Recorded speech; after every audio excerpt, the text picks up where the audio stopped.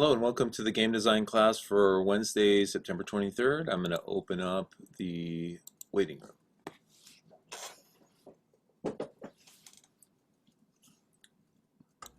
Hello, Hello. how you guys doing today?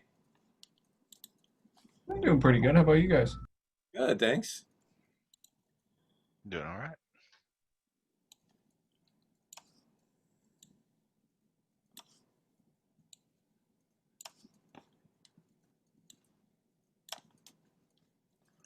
All right, let's see. I'm going to go out here to the class website and let's see. So we have that, presentations, game design, and yeah. So let's see, Nick, are you here? Uh, Not yet. Oh, yes, you are. Um, so Nick, are you still working on your presentation?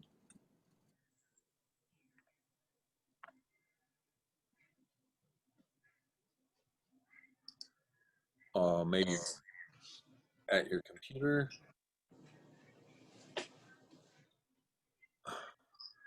Nick, are you there? Right now your microphone is turned off, so I don't know if you're trying to talk to me or not. I'm still working on my presentation. Yeah. Okay. Okay, great. Thank you. Um, all right. So I see you were typing. I didn't see my chat. I just turned it on. Okay. Thank you. Okay. Well, so today, let me see. Let me do a couple of announcements while we're waiting for some more people to jump in. Another Zoom meeting going? I'm sorry, what was that? Okay, game design. Scroll down here. Let's see. Okay, I'm going to share my screen so I can share a couple things with you guys off of the website. So, a couple articles I've got here linked to. This first one, it says gamers with disabilities can now play more games. And so it talks about how adaptive video game controllers open worlds for gamers with disabilities. And then this article talks about how these new types of controllers are being made to support people who have different kinds of disabilities. And the cool thing about that is that it opens up gaming for a lot more people. But it also is something to consider when you guys are designing games. You can think about, of course, if you're designing a game in a genre that you've played in the past, you might design it thinking, well, the people who play this are gonna use the same controllers that have always been used and play it in the same way. But all of that is kind of slowly evolving and changing. So, a few weeks ago we talked about people with color blindness and how being aware of that can make your game something that more people can play. And now here's another instance of that, which is considering people with disabilities, who many of whom are as avid gamers as those without disabilities, and how the control mechanisms in your game, how those can be played, if they can be played by specific controllers that were made for those folks. So that's an article you can check out if you're interested. Another article here, it says game design is not for the faint of heart. About 50% of the articles that I'll share with you guys about gaming are going to be along the line of like, oh my God, don't go into gaming. It's so hard. It's so terrible. And the other are like, hey, this is great. Here's all the opportunities. So you got to take the good with the bad. But this talks about a husband-wife team, uh, and they're the creator of a Quest for Glory series of computer games, which were published by Sierra from 1989 to 1998. And then in 2012, the Coles launched a Kickstarter for Hero U, a spiritual successor to Quest for Glory. Hero U was finally released last year following a grueling 6-year development process. And it says, unfortunately, when it comes to game design, those sorts of delays are unrelentingly common. And so, like I said, here's sort of the downside of the game industry, the video game industry. The game industry is terribly stressful no matter who you're working for or how you're working. Lori Ann Cole says in episode 349 of the Geek's Guide to the Galaxy podcast. You have to have a very high tolerance for being able to deal with stress and the persistence to keep going no matter what happens, because believe me, things will happen. So anyway, that sort of sets the tone for the whole article, and you can check it out if you like. It's good if you're interested in working in the game industry. It's good to read articles all across the spectrum, everything from don't do this to here's all the benefits, because it helps you sort of figure out how to navigate the industry if you want to do that. And one last thing I want to share with you is this website here. It's called Ludum Dare or Ludum Dare, and it says Ludum Dare is an online event where games are made from scratch in a weekend. Check us out every April and October. So this is a game jam website, and basically you can get a free account and log in here, and there's tons of games on here that people have created as a game jam for a weekend. And of course they have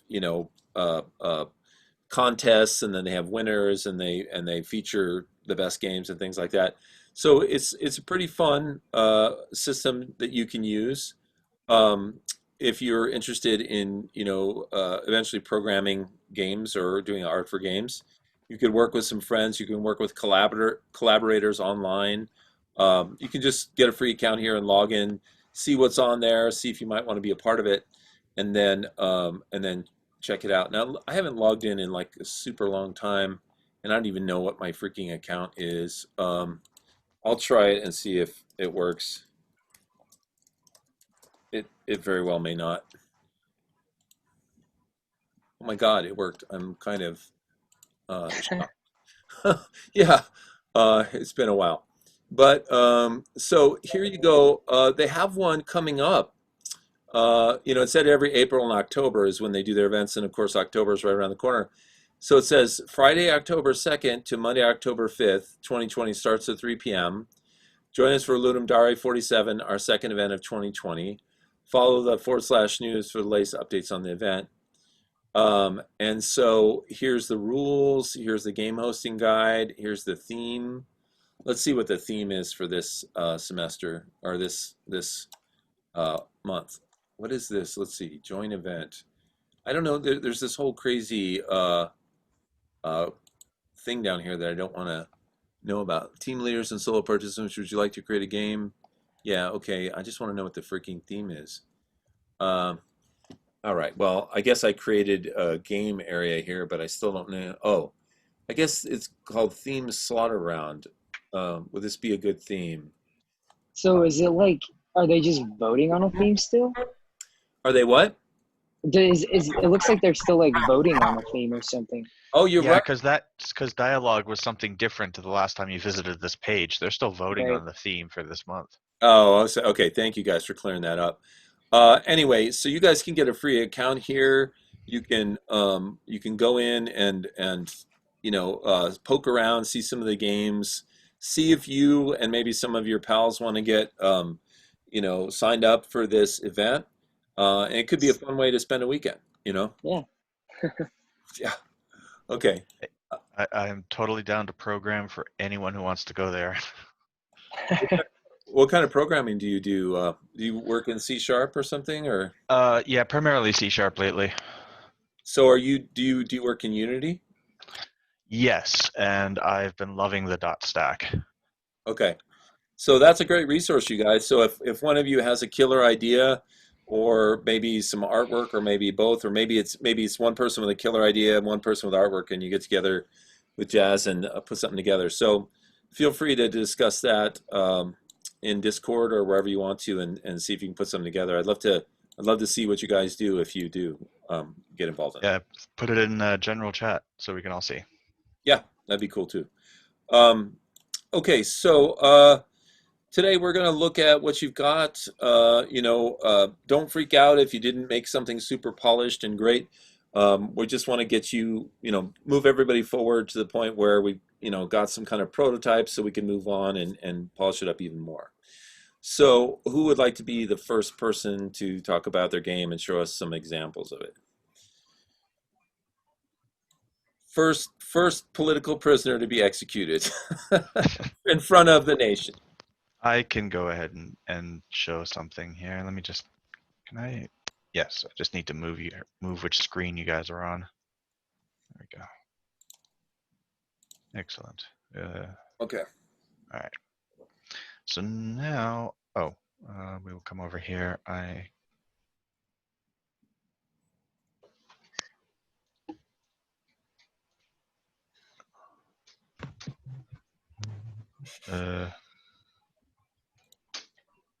Not yet. Share. Thank you. Tabletop simulator. Okay. Okay, so let me get through the prelims of setting up this server, but I'll show you guys what I have. Now, actually, while you're doing this, can you explain what you're doing here? So, Hmm? yeah, hold on a second, Jess. So, go back to that create screen that you were just on. Tabletop simulator. Yeah. Uh, So you want this screen? no, the one after that. Click on tabletop simulator to launch it. What do you? I want you to show where the I'm sharing tabletop simulator, am I not? I Wh- might not be. Yeah, I can see it. I can see tabletop. I can only see Steam. Oh, wait a minute. Oh, I'm sorry. I just launched my own Steam, so I was not seeing it. I'm sorry. Okay. Yeah, it was like a double Steam sandwich. Okay. Yeah. Right. So I just want you to click on create and then pause there for a second and then multiplayer, right? So for those of you that are not super familiar with Tabletop Simulator, you would click create and then multiplayer. And then here you would put in a server name and a server password. And then how many, it's important that you put that the number of players that you put, it includes yourself as the host. So like if 6 people can play the game, but you're going to host the game, you have to put in 7, or you won't all be able to access it. And then of course you hit create server. Okay, go ahead. Thank you. Okay. So for this one, I think because of the way we have it set up, I'm going to set the max players to 5 for now. Okay. So if people want to join in for a test session, feel free. The things were on screen, but if you want, Greg, there's a pinned message in Team 1 for the server name and password for this. Okay, so let me I gotta make you smaller, and then I just launched my Steam, so I gotta get my tabletop simulator happening. I'll load that. Let me go ahead and just put it in the general chat then. Yeah, that'd be great. Here, over here. Okay.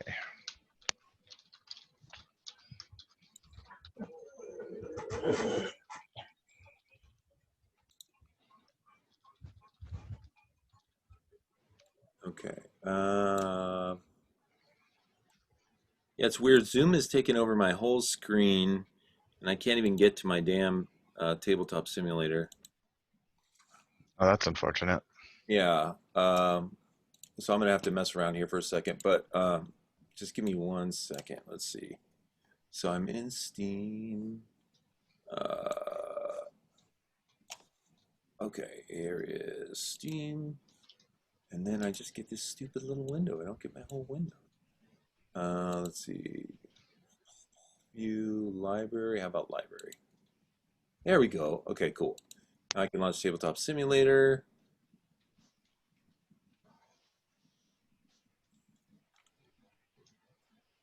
Okay, it's slowly but slowly happening for me.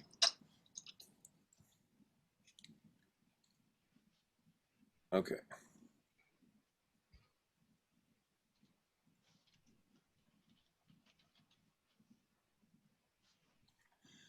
Okay, so I'm clicking join.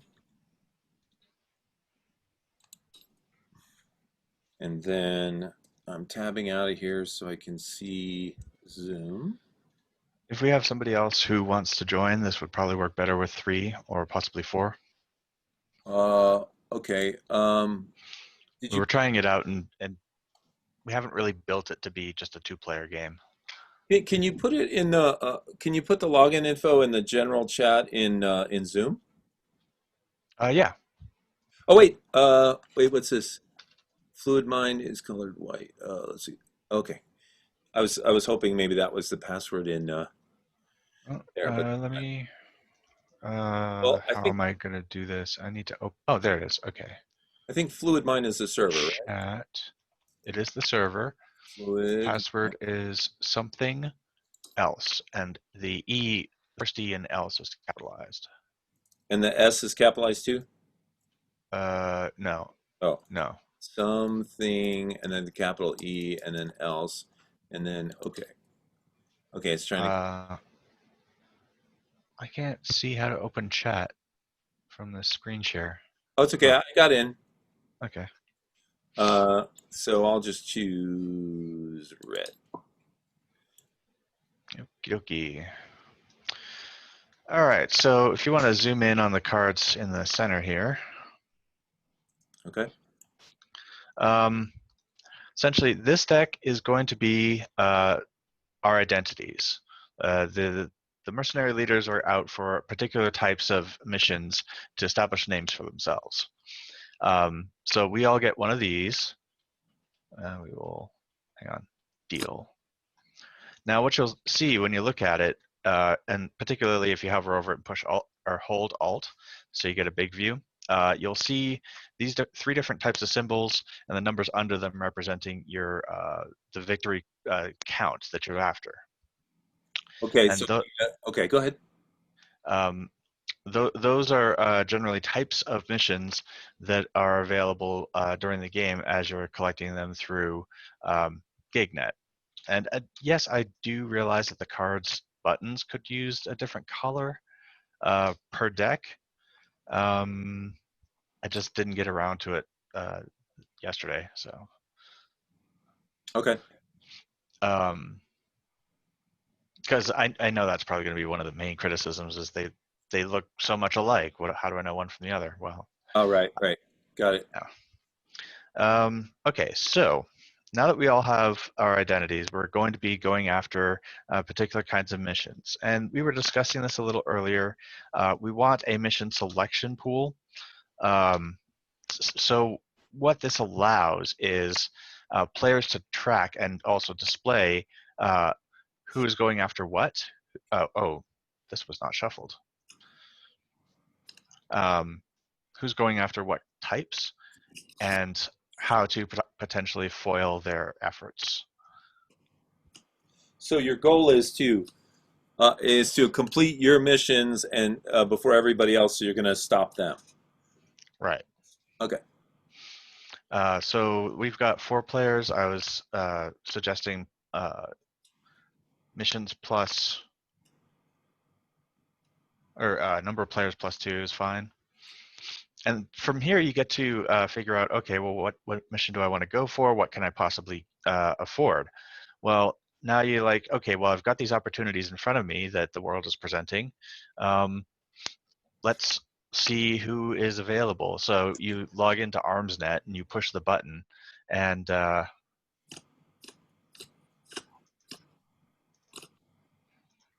you get a bunch of names in the time window that you have that can potentially help.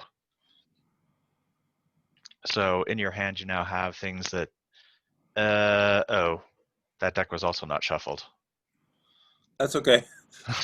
That's okay. I mean, this is just like the first try at a prototype, so there's lots of forgiveness. Lots of forgiveness. Just one thing I forgot to do is all. So yeah, you've got the cards in your hand. They've got a bunch of stats on the right side below their title. And then there's a flavor text in there, and if you hold Alt, you can see some of it. I tried to have a sense of humor for some of them. So you've got these opportunities. They're going to be helping you and not only paying you well, which is why you're doing this, and we're not really representing money, but you're more after the types of things that will establish your name. So, like, okay, so we've got these guys. What am I going to go for? Well, drive-through looks tempting. So you get that to extra attack. everybody gets to see all the missions and then see what you pick. Right, right. So the missions have stats on the left, and they're built like that. And I'm just going to use an example. So everybody probably has seen one of these. The cards are built like that so that they match up horizontally from each other, so that you should be comparing defense to attack on both cards, both ways. And so I just built the mercenaries, which are going to be used against the missions, to be flowing against the missions visually as well. This also allows you to do things like, do some particular stacking and counting as you go. Cool. Let's see. So, yeah, it's in terms of choosing a mission.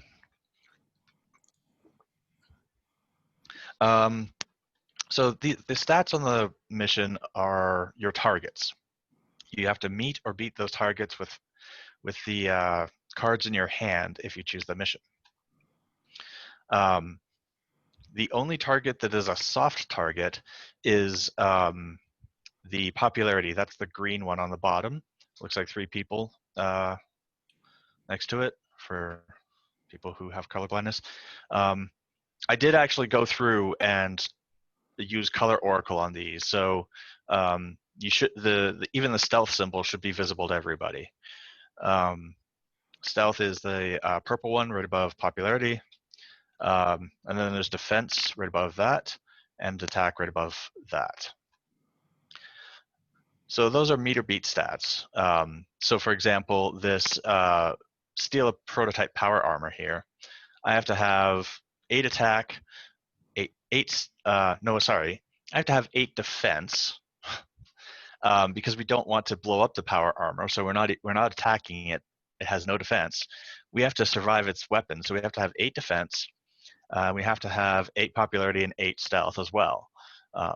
Just they're both the same. So, but the benefit to getting these cards, those are the targets to acquire the mission. Now, if successful and you do acquire the mission, that number after the slash here for all of these cards represents a permanent +1 in that stat to whatever you do in the future.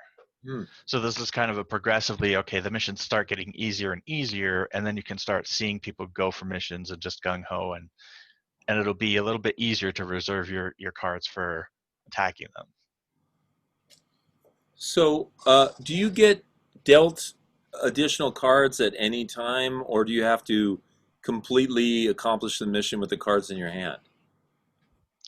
Well, a card draw mechanic was something that I was looking at. However, in the rapid prototyping the past couple of days, I did not get a chance to throw any of that in as a card for the mercenary deck. It would make sense. There needs to be a card draw mechanic that will help you get through, because there are going to be more difficult missions in the future. So, okay.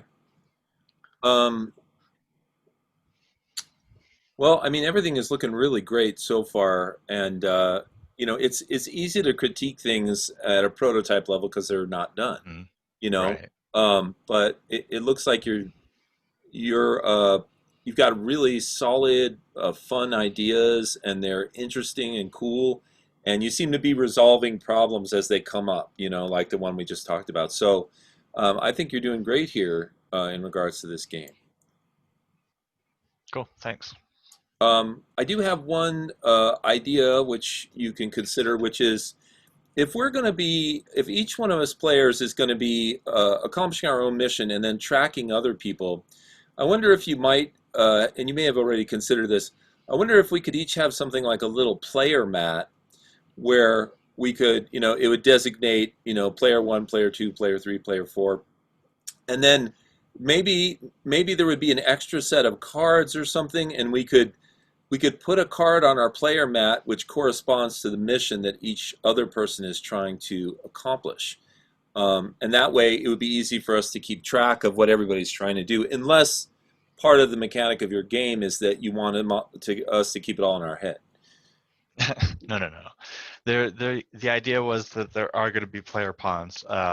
However, I just didn't add them by the time I had this loaded. I was just mostly getting the decks ready. Some of them had Okay. some visual artifacts I had to redo yesterday. So, okay, so yeah, no, the idea of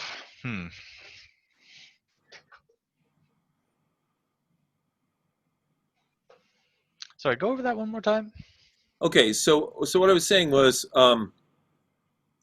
uh, if each player had a little player mat Mm, that had, like, let's say there's 4 players total, so each player has a player mat that has four rounded rectangles on it, each one the size of a card, and then it says player 1, player 2, player 3, player 4 at the top. If each one of the missions had extra cards, then we could take a card and place it on our player mat under each one of the player names, and we would basically be able to keep track of which players were on which missions.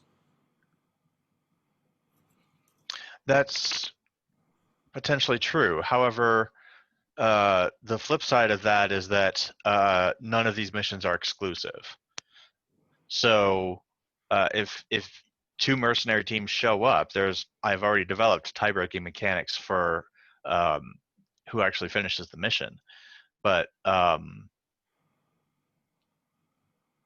the flip side of that in that case would be instead of player mats, you have player tokens. Okay. So let me just get a few of these. Somebody pick up white. There's red. That's a green. Let me know if any of these are blurring for anybody because I can't remember. Blue and black.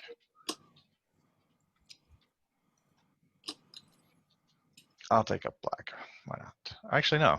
Here, there we go. Let's go with white. Oh, I see. So, are we going to actually put our token on the mission? Yeah. So that's the idea. So you put your token on the mission that you're going for, and that also says whether or not you need to worry about the tie-breaking mechanics.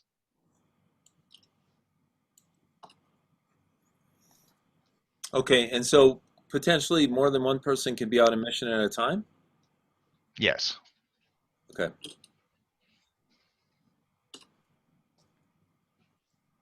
And let me just shuffle you a little bit so we can. Oh, I guess it didn't have stealth. Okay. He says, realizing he did the same thing. Okay. Do we have 5 players or 4? We have 4. Okay. I guess somebody can delete that other player piece. All right. So we've all chosen a mission. The mission comes up. We're gonna log into it. Okay. So then we're like, okay. They give us essentially what's a future bio tracking ID, and we plug that into this TrackNet, and it gives us the locations of where those missions are. So let me just move a few things here, because the locations will also modify how the mission plays out. Oops.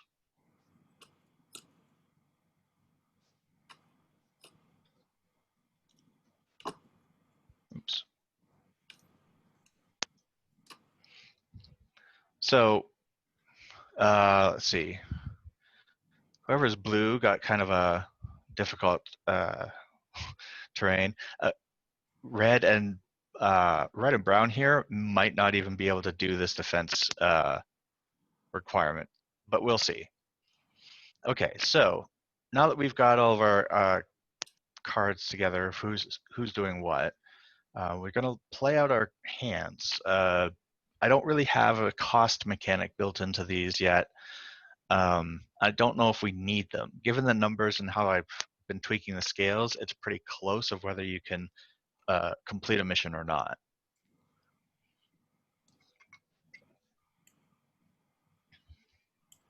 Okay, so my goal at this point, I'm red, is I have to look at this mission, Subway Crack of Dawn. Oh wait, no, I'm on a mission which is knock politely, and then This is some sort of transportation I'm taking. No, that's actually where the mission Oh, is taking place. okay, that's the location and the time. So you say, yes, I'm going to do this. Knock politely, plant explosives, and he gives you a GPS that leads you to the subway. Now, I just need to concern myself with the numbers that are on the mission, or Yeah, do I need to concern myself with the numbers they that are they. So the location and the mission, the numbers are additive. okay, So to complete the mission at the subway makes it really difficult and provides a lot of defense for whoever is going to be there. right. So like So the 6 plus the 5 means I've got 11 I have to achieve, right? that is correct. Yeah, okay. However, with 7 cards, it should not be terribly difficult. Um, I think I've got a hit rate. I want to say 75%, but we'll see. 9, 10, 11, 12. Yeah, I've got 13 green if I add up all 6 of my cards. Um, so I'd have to use a big chunk of my cards. Well, hang on. Oh, So I'm your sorry. mercenaries are going to need the red to overcome the blue, or the defense. The red is the defense. No, the red is attack. Okay. Oh, attack. Your mercenary's attack is compared against the mission's defense, and vice versa. The mission's attack is compared against the mercenary's defense. Okay. The mission's stealth is compared against the mercenary's popularity, or in this case, perception, and the mercenary stealth is compared against the mission's popularity, and that will invoke the still somewhat mercurial infamy. Now, are there going to be any kind of icons or anything that will clue in a player to those relationships? Like, will I be able to see on my mission card a little It's a icon? bit subtle. It's Yeah. a bit subtle. There is a set of links between the two sets. Oh, okay. I can see that. It's very subtle. Yeah. Um, but the other thing is, so if you want to look at this disrupt traffic mission down here, whoever was on that, thank you. Okay. Okay. So this is an example, right? The visual cues of what gets compared to what is in elevation. The layout for the mercenary's attack goes directly into the layout for the mission's defense. And likewise with the mercenary's defense goes visually alongside the attack of the mission. Right. I see. So, yeah, that's what the next thing I was going to ask is if they were lined up anywhere. But Yeah. okay. Do you have any desire to put in actual little tiny words that say like attack and defense, or you just want to be entirely icon based? Hmm. I was putting together a glossary that would explain the iconography. Well, you could always have a reference card that each player has that just sort of Oh, defines everything. right, yeah.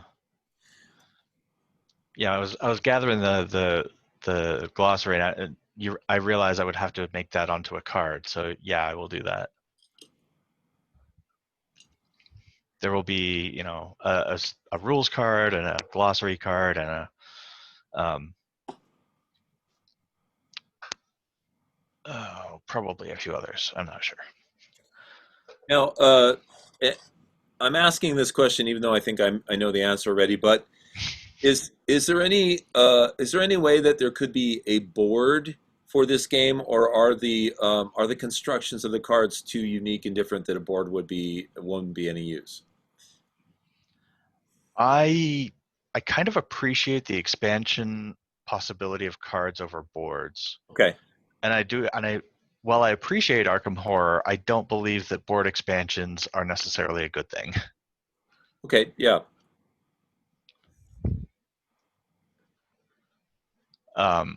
Like I don't want to turn this into a CCG either. Like I want to just have this packaged. But if we want to say like release an expansion that perhaps could be played on its own, but has, you know, tons of other varieties of you know, these types of cards, have at it. Great.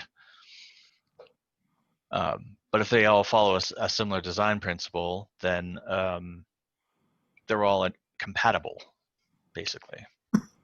Well, I understand and respect the fact that you may want to just do cards, but one advantage of something like a board is if you imagine a board that had a graphic on it, sort of like a pyramid that showed different levels, like the base level and one level above and one level above, one level above.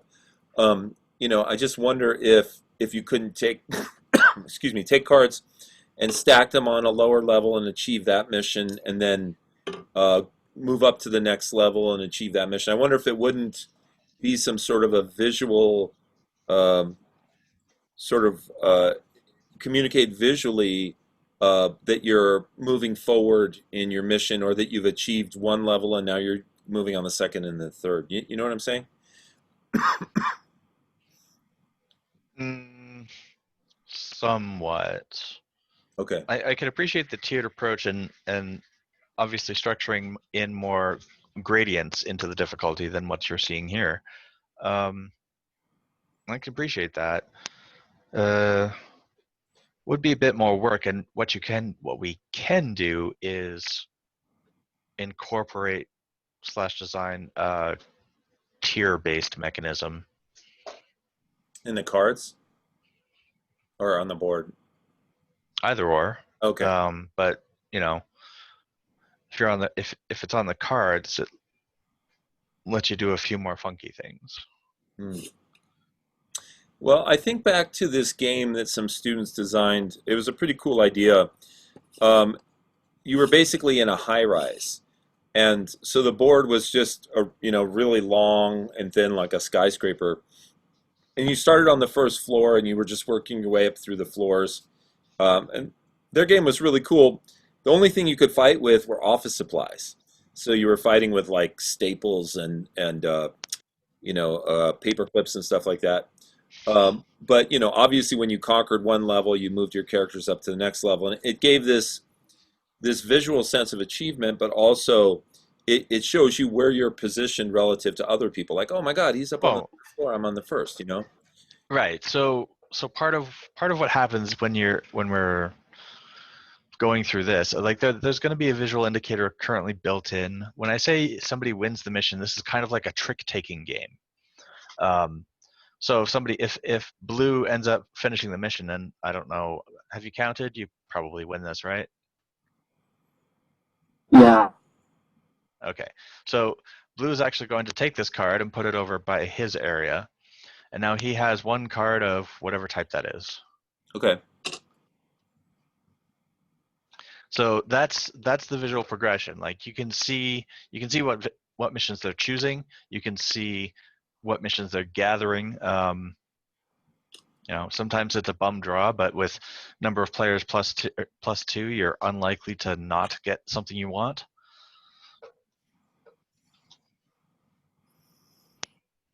Okay. I wonder if, I mean, once again, given the potential for this just to be entirely a card game, because that seems like your goal, which is, and there's nothing wrong with that. Card games are fantastic, right?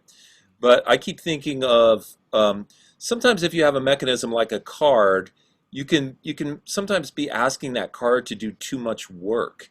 Try to load everything that's on there now, plus tiers, plus other things. And I wonder if you couldn't bring in other elements like more tokens. Like, could there be like circular tokens that are a certain color that somebody puts over by their card or by their place that shows that they've accomplished a certain kind of mission? Because then you have a very clear visual when you look across the table at that little round red token. It might be easier to see that than all of the different things that are on the card. Mm.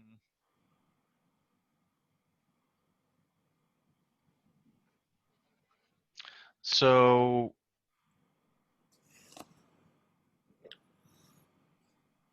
yeah, so score, kind of like a score track could be a thing.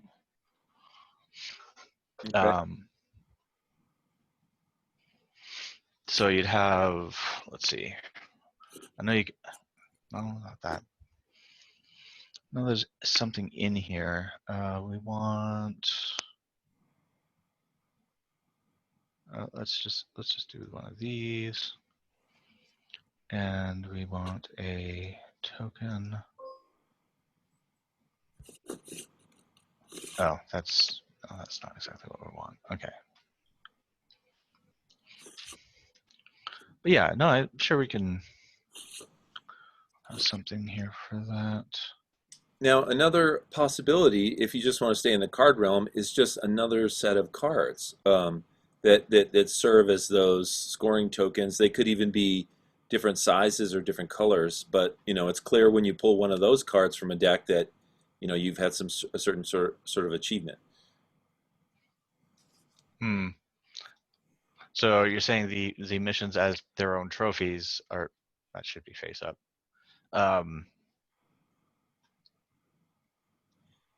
Yeah, what if there were Should mini be expanded upon.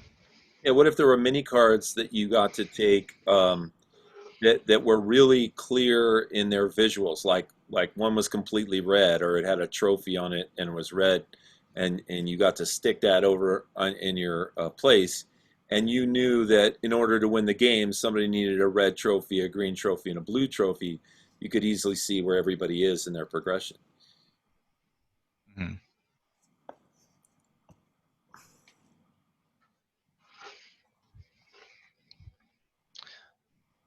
It's not very visible.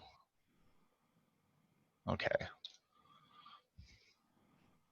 Yeah, I'll think about that. I'll Okay. let it stew.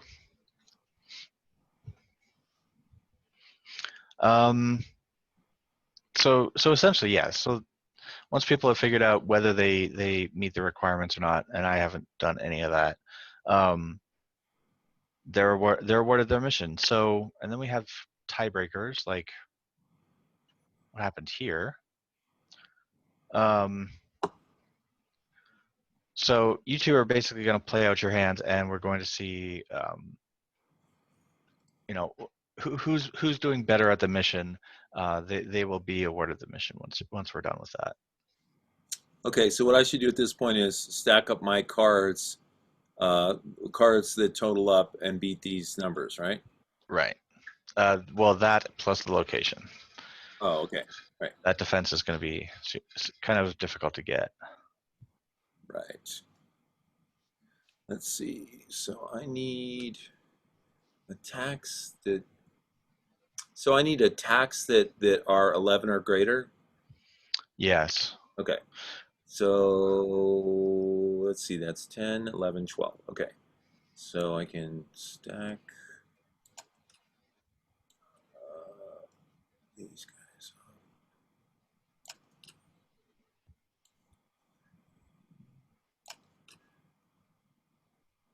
Let's see, what have I got there? I got, okay, I'm going to need almost all my cards.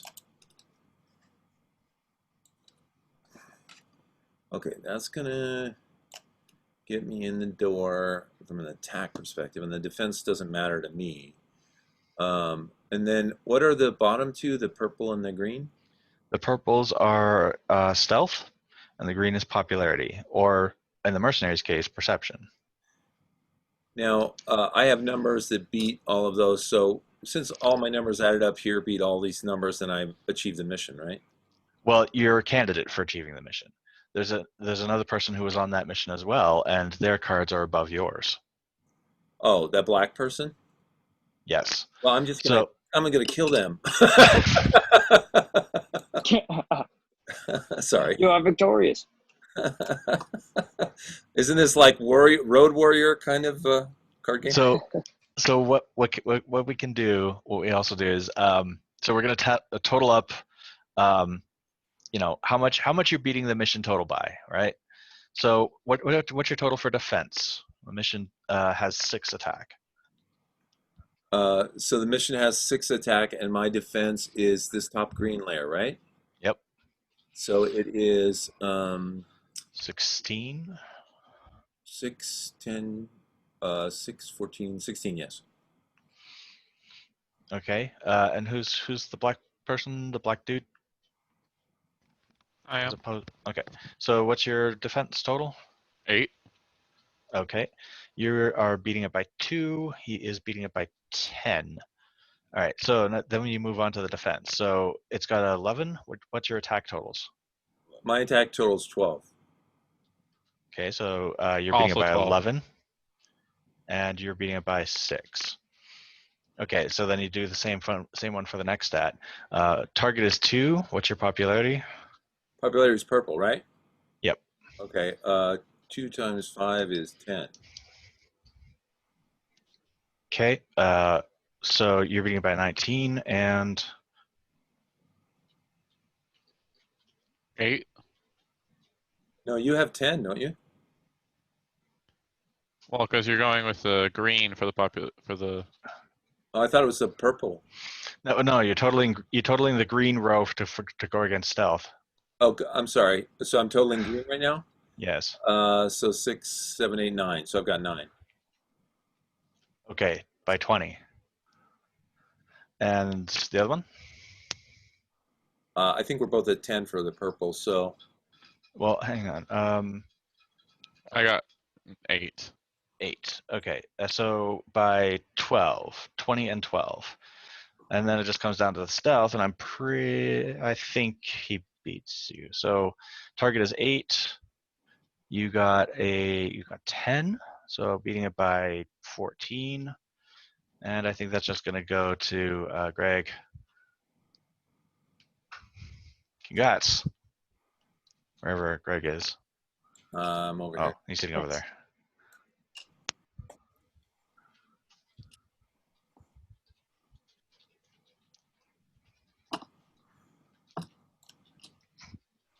Okay, and then mine, I'm beating everything.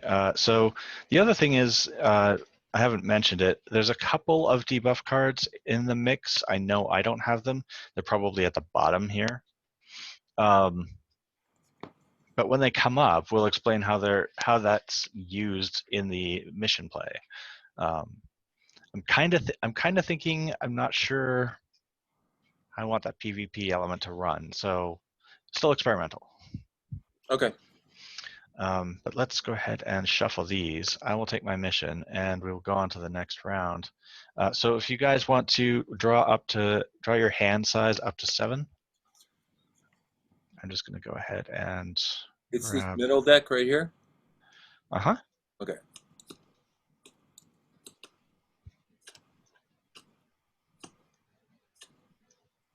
I think. Yeah. What's that?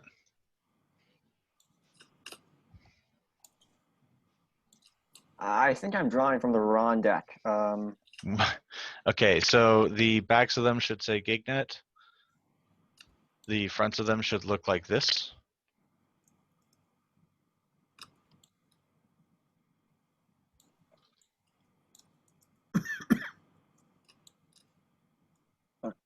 Okay, I think I drew from the wrong thing.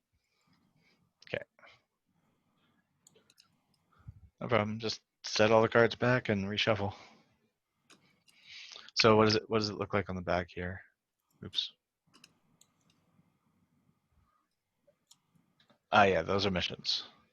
Wait. No, not Gignet. Sorry, guys. Draw from ArmsNet. Oh, did we get the wrong ones? Yeah, my bad. I wasn't paying attention when when people were asking that question.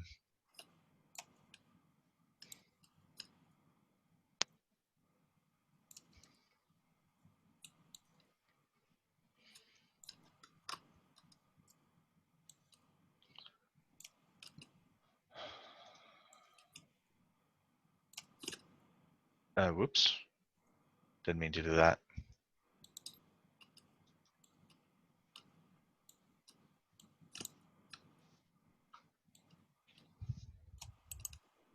Guess we're out of cards. Okay. Wait, which one's that? Oh, that's ArmsNet. Okay.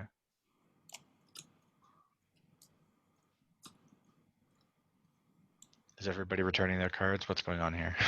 I am. Okay. All right, let me get this out of the way.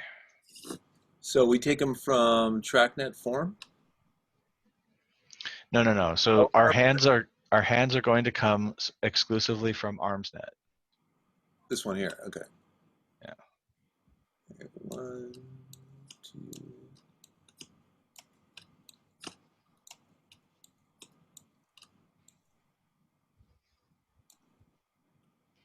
Okay. Also, these locations can be shuffled back in.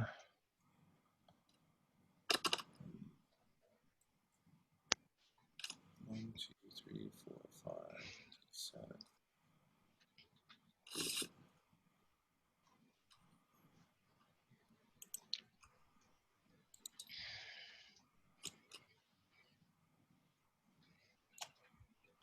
Okay, these missions go away.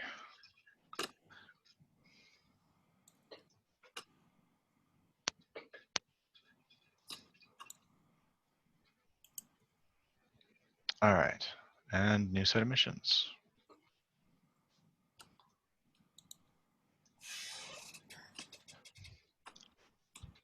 So,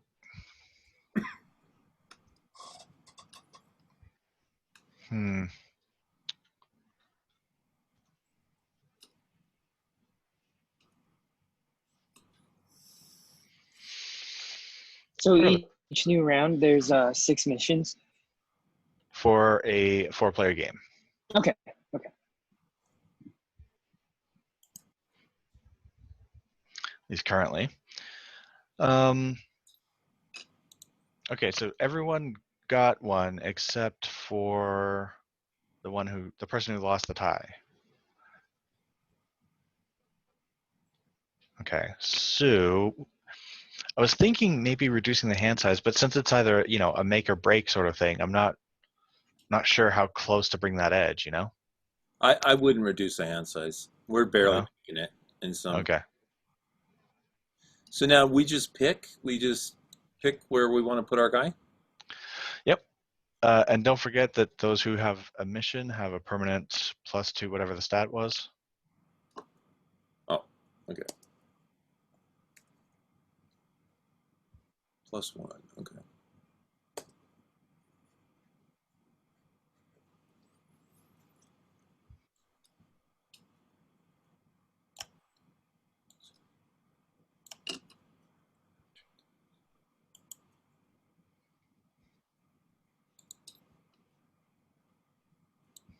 All right, that's everyone. Okay,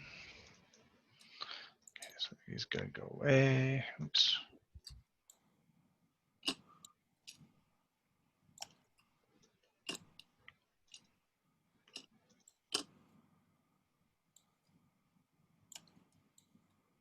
Okie dokie.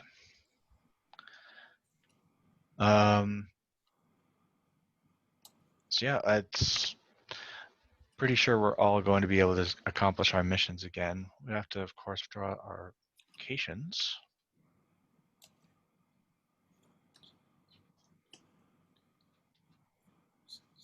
That. That looks unfortunate for whoever that was. Oh, that's not that bad.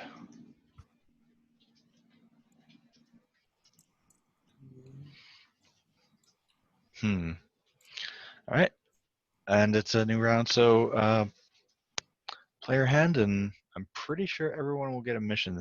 See, this is part of the problem. Like, if nobody fails, then where's the border? What forces the dynamic, right? Well, what if some of the cards were sort of poisonous to other players, and you could play those on their cards? So I've got, well, for example, there's a double-edged sword. There's a straight debuff in here somewhere. There's a couple of them. I don't know. Does anyone have something with like a -3 green and purple? Oh yeah, right there. Yeah, so these are the straight debuffs, and this is part of why I was like, I'm not sure I want to keep with this kind of thing. These debuffs are relatively rare within the deck, and making them that rare doesn't make the PvP common at all. But if you're barely getting through completing the missions with the current hand size, then I'm not exactly sure I want to increase the hand size or make these more common, because making these more common, of course, edges out some people from the missions, But that's what you just said you wanted. I suppose. Huh. Well, they did go through a nerf, but they're still relatively uncommon. What if when you actually accomplish a mission, part of your reward is to take a card from a special debuff deck, and then you've got that extra card you can use against others? Hmm.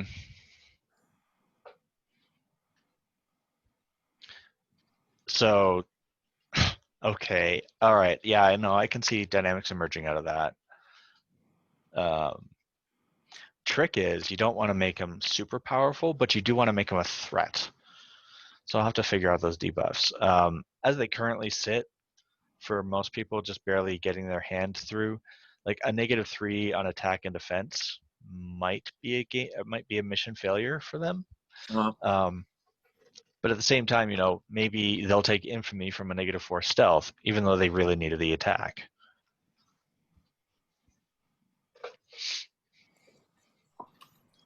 Yeah, I like the idea of the. Oh, somebody disconnected. I like the idea of the, making the PvP element built into mission success. It certainly does make it a race.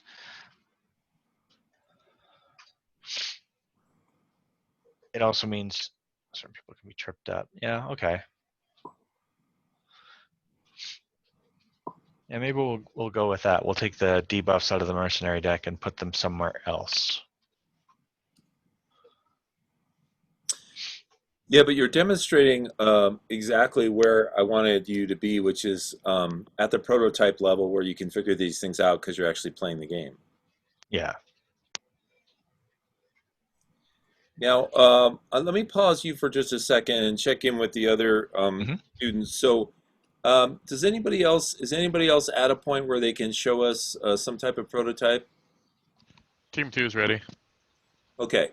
So is it okay if we switch over to that, Jazz? Sure. Okay. So Team 2, you guys want to take over the screen and show us your thing? So Jazz, I think you have to relinquish the screen.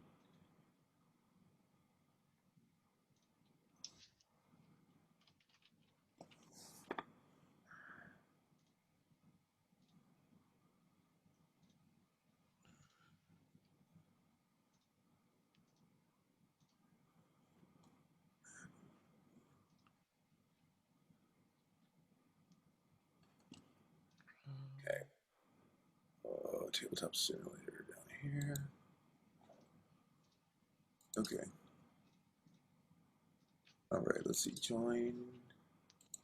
And I gotta find add a war. Oh, and oh, war. There it is. Connect. gam101. Okay.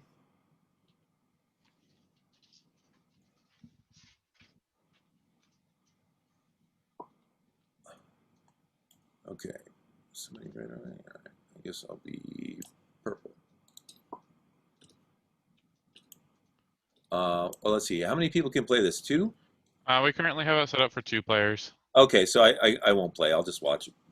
Well, you're the only other person in, but Oh, I am? yeah. So should I be... It doesn't really matter. You can just be whatever color. Okay, all right. We I'll be lost over a card. here, purple. Okay, and those are my cards? Yeah. So those are your ship stats. Oh, I'm right have here. Sorry. Oh, do you want to play with somebody else so you can demo the game? Yeah, sorry. I was helping my parents with something.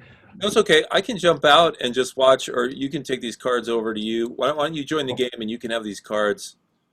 Britt, what do you think? that's fine. Okay. Give me just a second. I'll just watch.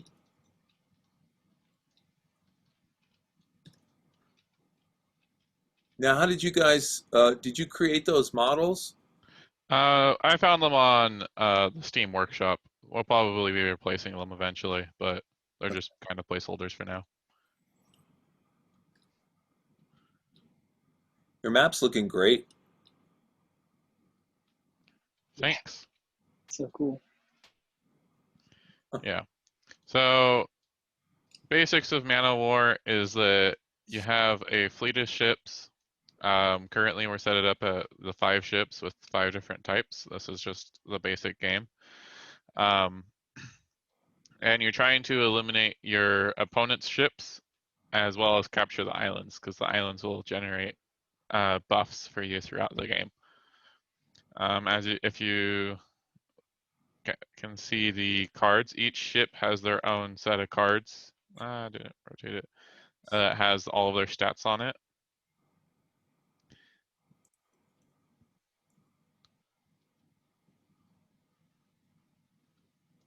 Once Hunter jumps in.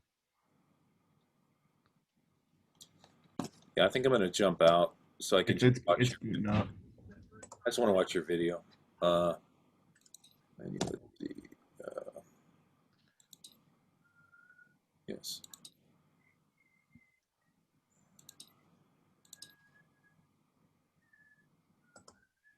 Okay. Why is it not showing up on the servers? Hey, did you guys rename the server? No, it should just be Man of War, but it isn't a friends only server right now. It's a public server. It's friends only. You No, said? it's a public server.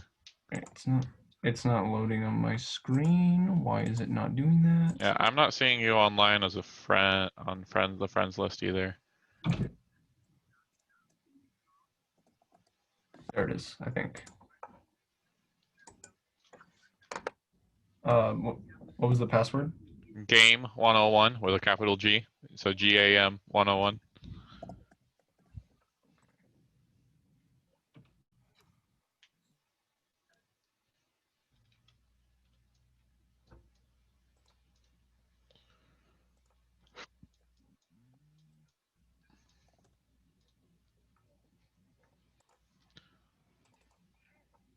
So we currently have it designed for 1v1 game, but we've also been looking at potentially increasing it to 1v1, v1, v1, so a 4-player game with each player occupying different sides of the board.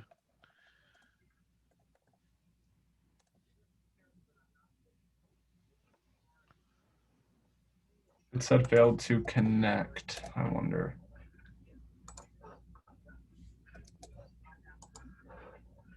It said failed to connect.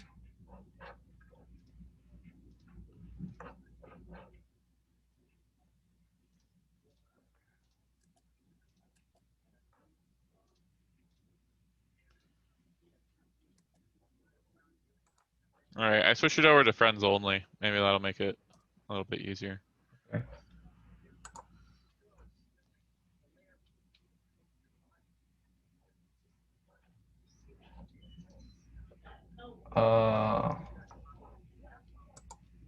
It's still not loading. This is awful. Yeah, it's still not loading for me. Okay. Well, then I guess I can just try and demo it with Greg Okay, I'm if he wants to sorry. join back in again. Let me.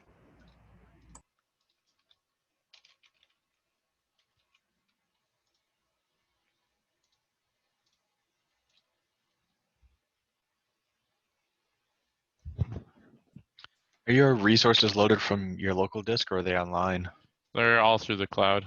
So if we Okay. go in Cloud Manager, they're all in here.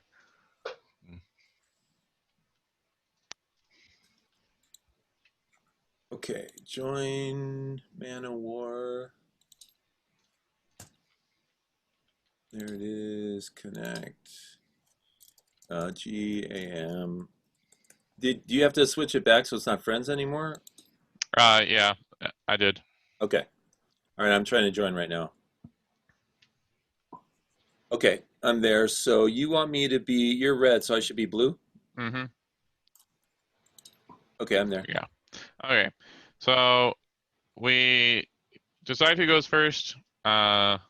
I've just been rolling like 2d6. Whoever gets the highest goes first. That wasn't bad. Cool.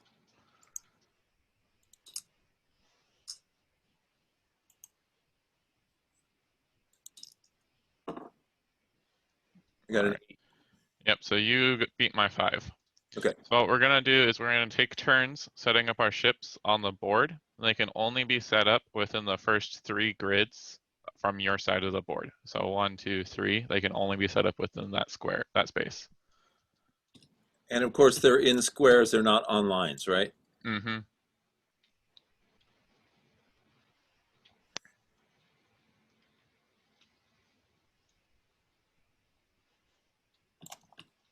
Can they be horizontal like this, or? They can, but they can't pass through each other. So It doesn't seem like there's much point in having them horizontal to start with, right? yeah, And I guess it depends because at the beginning of each round we'll roll our wind die, and that will determine our wind direction. And if you look at the ship card, you have different alternating speeds. So you've got full speed, which is with the wind. You've got half speed, which is there's no wind. So basically you're not moving against the wind, which is the final speed. If you're moving against the wind, you have that final speed. that's for each cool. ship. I like that mechanic.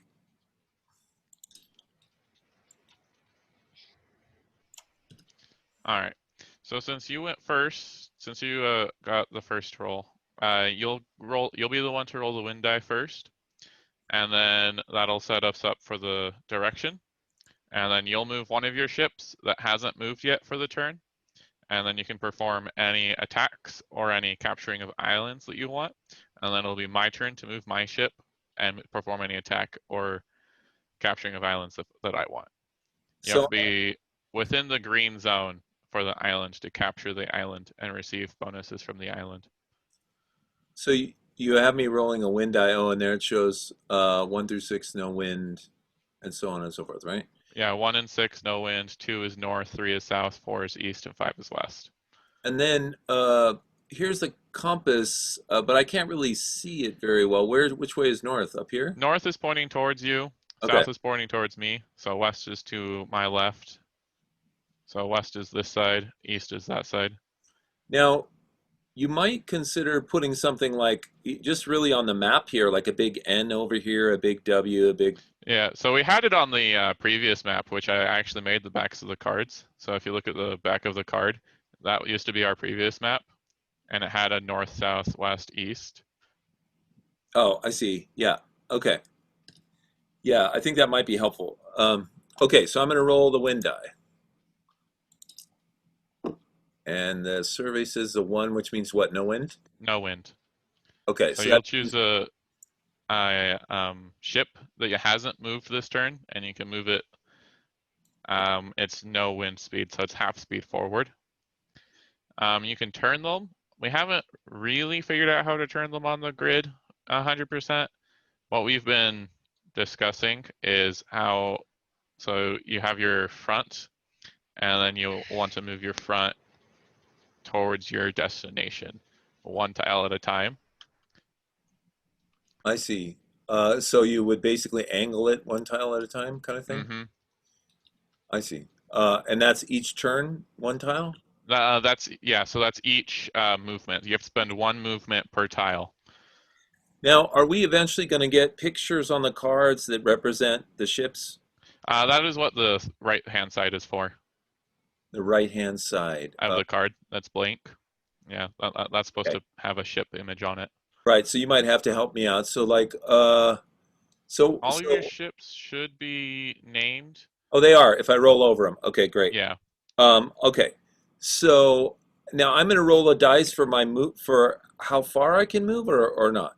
No, so you have a set speed value. Uh-huh, Yeah, so we have a no wind. right. So you're gonna move at the half speed instead of the third speed. I see, so that's going to tell me how much. Okay, so I roll over this. This is a galleon. I look at my galleon, and it can move at 5 with no wind, right? Yes. So and that's from the front square here. So I can move a total of 1, 2, 3, 4, 5. So I can move this guy to this point, correct? Yes.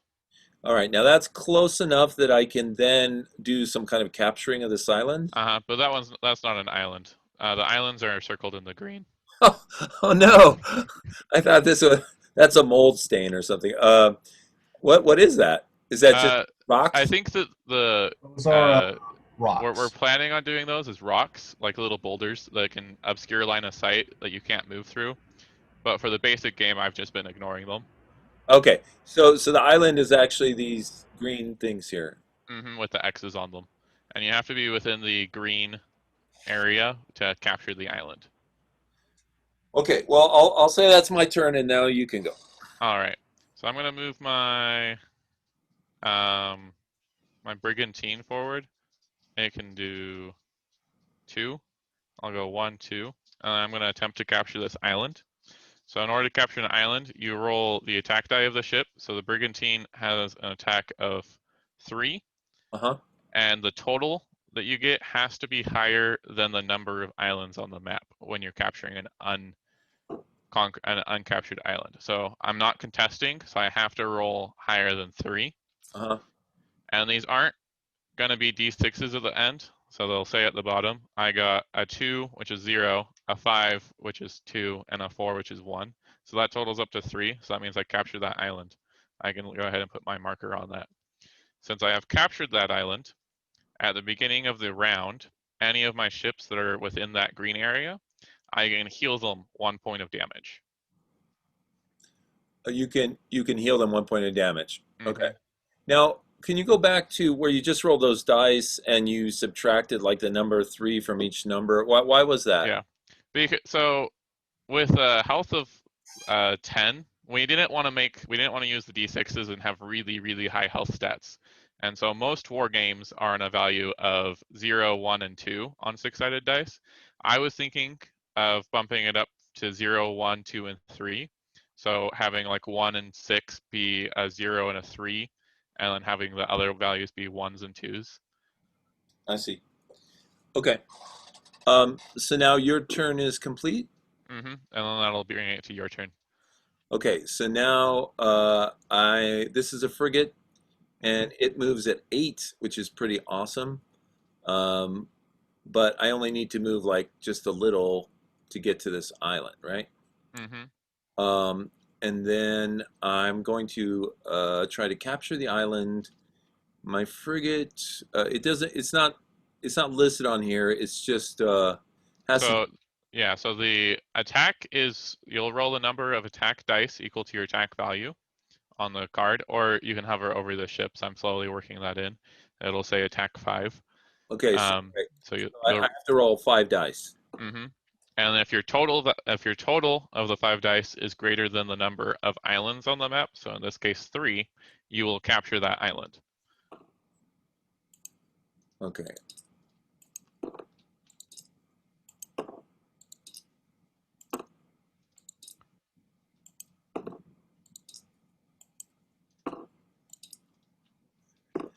Okay, so 1 is what, a 0? 1s and 2s are 0s. Basically, for now, just have it and then round down. Okay, so I've got a 3, 1.5, so that's a 1, a 1, and a 0. Yeah, so 2, 2, 1, and 1. So you'll capture that island. You can move one of your little pawns over to it. And Okay. that'll bring it to my turn again. And I'm going to go ahead and move my frigate up. I can move 4. 1, 2, 3, 4. And then that'll bring it to your turn. Okay, so now we're trying to get to that central island as fast as possible, right? Yes.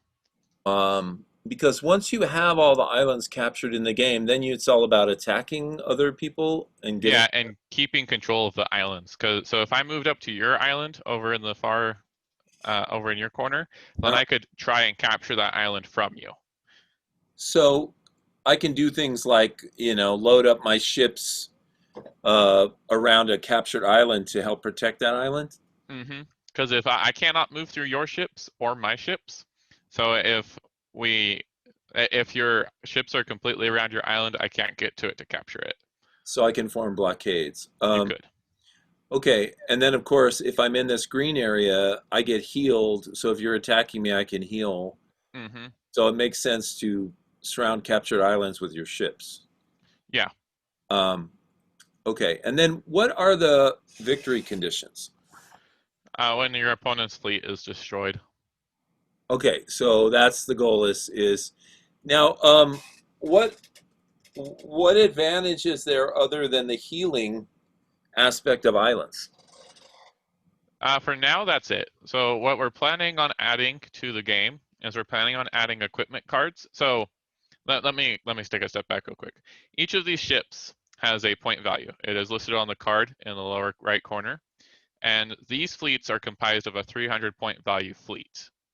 So the frigates are 125 points of that fleet. When you're not playing just the quick start, you'll be able to build your own fleet of ships. So let's say I wanted to take in 2 frigates, that'd be 250 points, and I could take in a brigantine if I wanted a 3rd ship. But we're planning on adding like captains and equipment cards. And equipment cards would typically be about 5 points, and you can add them to a ship. And then that ship will have that equipment. They'll usually be like a single-use item that you can use, and then that will give you bonuses like ball and chain. You can use that once and it'll stun one of your opponent's ships so it can't move during the next turn. And then captains would be like 25-ish points. And some of them would be like, oh, hey, when you capture an island for the first time, heal one of your ships completely up. Like just completely heal one of your ships. Okay, a question for you. Do you see this game as being like a family-friendly game that somebody could play within an hour, or do you see it as sort of like a hardcore gamer game that would be played over several hours? I could potentially see it as both because basic rules, if we were to build it out as a board game, basic set would just include all of this basic stuff. And then if they wanted to get into it more, they could take it farther. So if that's the case, one of the things that occurs to me is the speed at which the game moves. It seems like it would be hard to get a win out of this game within an hour at the speed at which the ships are moving, Mm-hmm. because it's going to take so many turns to get, across so much land here, or sea, I should say. Um, so I just wonder if you might consider that, if you might consider if there's uh, like you said, maybe a basic and advanced version of the game, and maybe in one version, let's say the hour-long family-friendly version, if there's a different speed at which things move. I would probably be putting in a smaller map. So this map, Oh I yeah, believe, is like a 48 by 48 roughly, right. and a smaller map, I would do like 24 by 24, Yeah, because then these guys would just like move along it at Um, insane speeds. yeah, that so would be a quick, good solution. quick Okay. suggestion though. Why does it have to be grids? So if you make the smaller tiles around the islands, it represents the fact that there's, you know, a lot of wind being blocked by the rocks, for example. But out on the side, you might have enormous tiles that you can just sail across, but you might have risks out there. Well, one thing that makes a lot of sense about your question, Jazz, is if they were hexes, it might be easier to move, diagonally. Mm-hmm. And I guess options, close that grid, hex like so. Hmm. Yeah, like that's not a bad option either. I was thinking that most of the more advanced gameplay would take place on a war game tabletop, which is a 4 foot by 4 foot with no grid on it. So you would need actual measurement utensils. Wow, that would be really fun. Have you played games like that? Yeah, several. Yeah, Warhammer for War. Hmm. Um, yeah, Warhammer and Legion are the big ones, but the ones that I'm kind of basing this one off of is like X-Wing is a really big one, where you have fleets of different Star Wars ships that go at each other. Yeah. Yeah, I've read about it. I've never played it. I've seen giant like the local gaming stores. If you walk Mhm. into the back rooms and you see these giant tables with X-wing on them and stuff. Yeah. Well, you're going to have to educate me as to some of the rules of those larger games because I haven't played them. But at least as far as a summary of what I see, it's looking great. You guys are doing a wonderful job, and it's super fun to look at and to play even at this level. So I think it's going to be just get better. You know what I mean? Um, does anybody else in the class have any more suggestions or questions for this team? I think it looks great so far. I think it looks really fun. That's about it. Okay. Now I just want to check. I want to make sure people get time to show their games if they're ready, and some of you may not be quite ready yet. But yeah, are there other people who have a game that we can check out? I got everything to go if nobody else has anything. Okay. Is that okay with you that we switch over to this game? Yeah, that's fine. Okay. Yeah, Well, let nice me job. just get my screen prepared so I don't have any other tabs open in the background that might screw things up. All right, here we go. Share screen. All right, can everybody see that? It's coming. There. Or can you see it? Yep. Yep, there we go. All right, there we go. I made the game public again if anybody wants to join in. But essentially we have all the cards with their different suits made. So let me flip it, and then it has all the correct, you know, suits that are supposed to go into the cards. Like everybody else, I think we're at the stage that we just need to start playing and prototyping and figuring out what works and what doesn't. But yeah, we got all the cards made in the very basic state they're in. I know the next few things we're gonna do is just kind of reskin the game, change all the poker chips, maybe find another cooler table we could use. But it already has a poker table, which is pretty cool. But yeah. Okay. And then you're gonna eventually be putting your artwork on the cards. Yeah, I got all the backs made. Not the final design, but if they if we want to change them later, we can always change them or edit them or anything. Okay. Cool. What's the server name called? And Oh, I posted it in general group. Um, It's just test poker, all caps with an underscore in the middle, and the password is password with a capital P and W. Now remind me about the rules of your game. Is this the one that's poker plus old maid kind of? Yeah, and of course the rules are just a little bit more different because we have all the different backs and stuff. So while it's not necessarily a rule, it's more of a mechanic to it. I would call it more. But yeah, it's similar to that, just with different stuff. Okay. So Um, go One ahead. thing I will say. Oh, what were you saying? Sorry. No, I just said go ahead, please.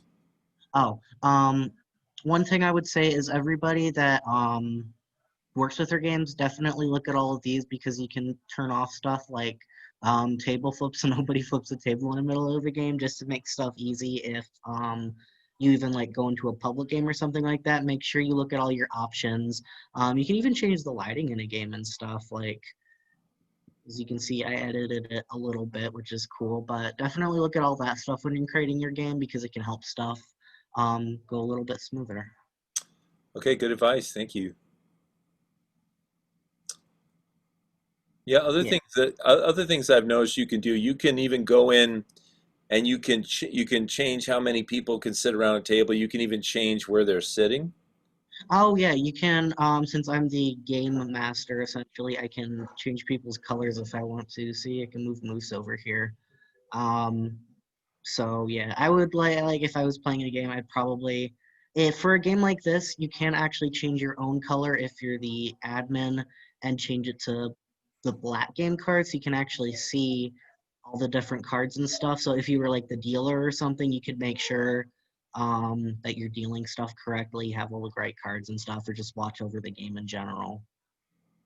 Cool. Yeah. Don't really have too much to show, just that we have the working prototype down. The main thing we need to do, of course, is actually practice the game. Okay, well, this is excellent. I mean, it makes a big difference just to even have a prototype going, because now you have somewhere to meet and actually start testing it out, right? Yeah. Very nice. All right. How do I stop sharing? How do you stop sharing your screen? Let's see. I think there's a little stop button down at the bottom of Zoom, like an end sharing or stop sharing. The only thing I see is the side, new audio start, hide non-video participants. All I see right now is the camera side.